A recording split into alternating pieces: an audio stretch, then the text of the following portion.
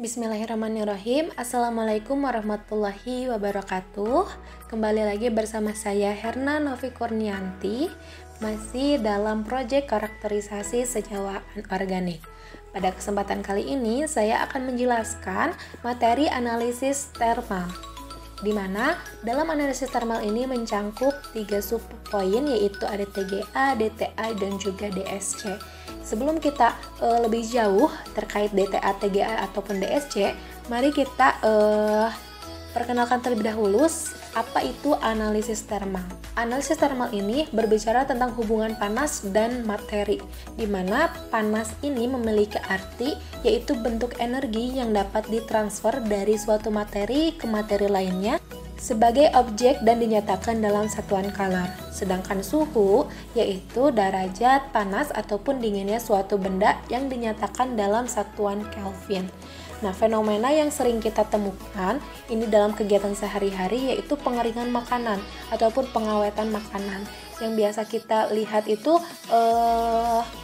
pembuatan dalam ikan asin, di mana ikan ini akan mengalami berkurangnya air, menguap ke udara berbentuk gas. Nah, maka makanannya ini akan menjadi lebih tahan lama.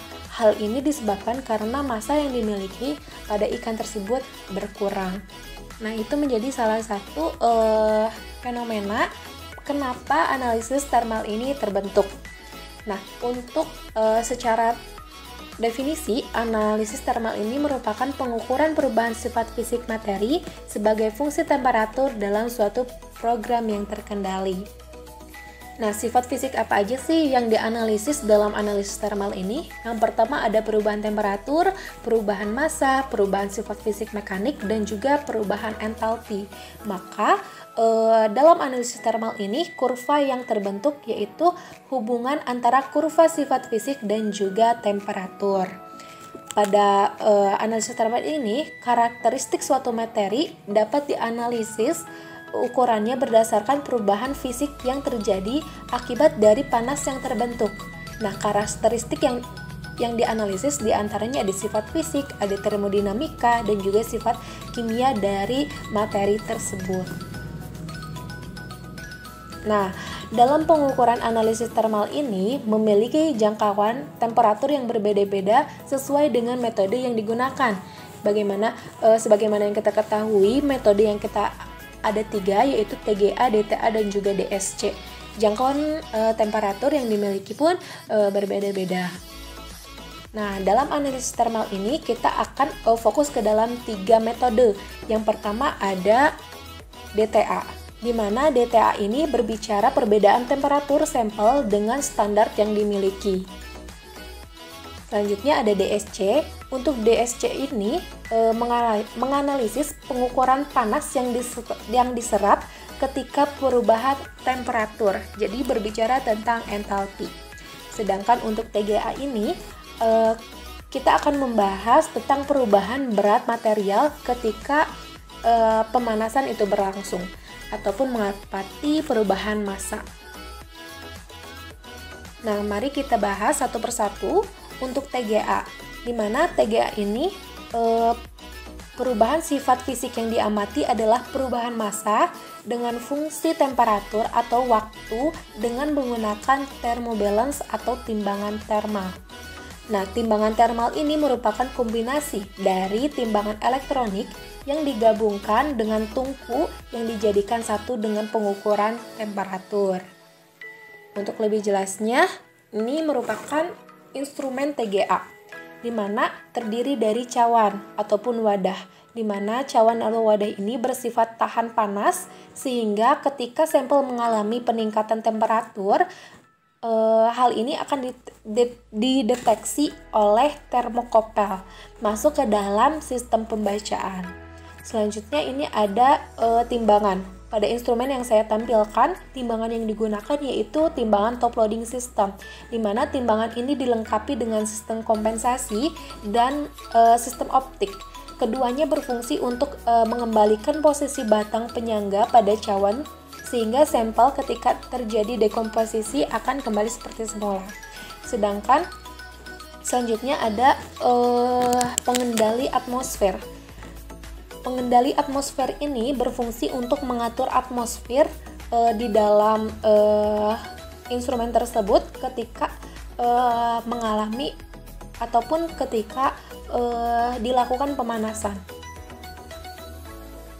Nah, selanjutnya gimana sih cara TGA ini dapat menganalisis perubahan massa yang ataupun dekomposisi pada sampel.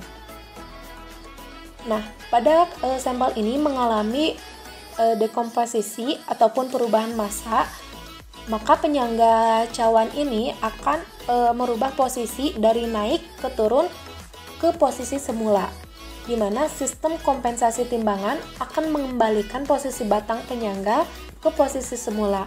Maka jika massa sampel ini berkurang ataupun bertambah, maka penyangga pada di bawah cawan ini akan merubah posisinya. Maka sehingga sistem deteksi pada optik yang tergabung ke dalam timbangan itu akan berubah dan akan terlihat gitu dekomposisi dari sampel tersebut. Selanjutnya ini terkait DTA dan juga DSC.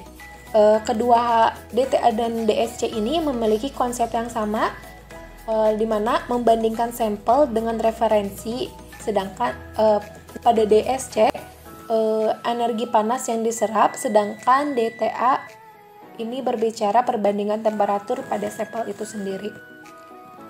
Nah, untuk prinsipnya DTA yaitu mengukur perbedaan suhu antara sampel dan referensi saat dipanaskan ataupun didinginkan. Selanjutnya, sampel dan referensi ditempatkan dalam sel yang dipanaskan secara seragam.